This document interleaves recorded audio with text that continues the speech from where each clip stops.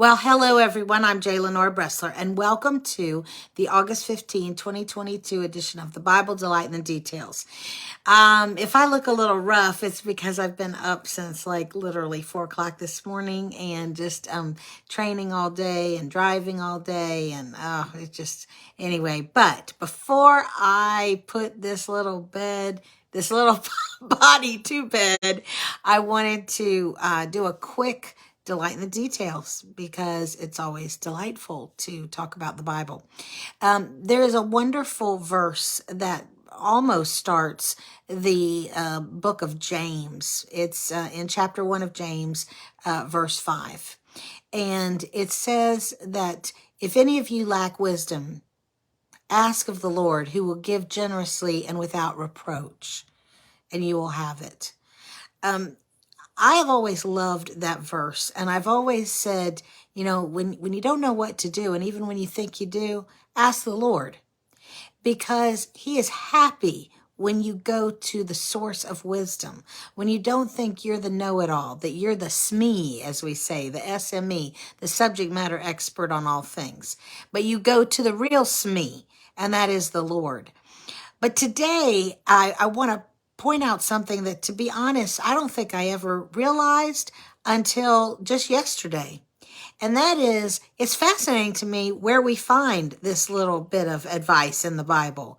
It comes out of the mouth of the younger half-brother of, drumroll, Jesus. Yes, James is believed to be the same James that was the half brother of Jesus, who didn't believe in Jesus until after the resurrection. But when your brother shows up living after he's been dead, I think it kind of wakes you up a little bit to the truth of some situations. And he really became a true believer, becoming an extremely stalwart leader of the Jerusalem church until he was martyred for his faith. And so this was a true believer, and somebody who had a very interesting, intimate relationship with Jesus. Obviously, I want you to think about that. Older brothers, deified or not, have a tendency to regale their younger brothers with their advice, do they not? And younger brothers often do revere older brothers and ask for advice and look to them as an example. And I think it's absolutely fascinating that James, as he recalled his interaction with his half-brother Jesus, he would say something like that to us. If any one of you lack wisdom, let him ask, and he will give generously.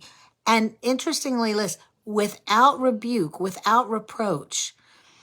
Sometimes you can ask somebody for advice, guidance, and they make you feel so small, like you're stupid, or that you've really messed up and you've brought problems on yourself. But there's nothing here like that. In fact, there's just the opposite. There's nothing here that is off-putting about the way James is portraying the Lord Jesus. And so I think that speaks volumes, especially coming from someone who probably knew very, very well what it was like to be around Jesus all the time in a familiar setting. And I don't think we could get this advice and this perspective out of anybody better able to give it than James himself. I'm J. Lenore Bressler, saying, you lack wisdom, and who of them among us does not lack wisdom? Then let's go to the source and expect to get it in spades, and get it without reproach. Visit me on the next edition of the Bible Delight in the Details. You have a great day.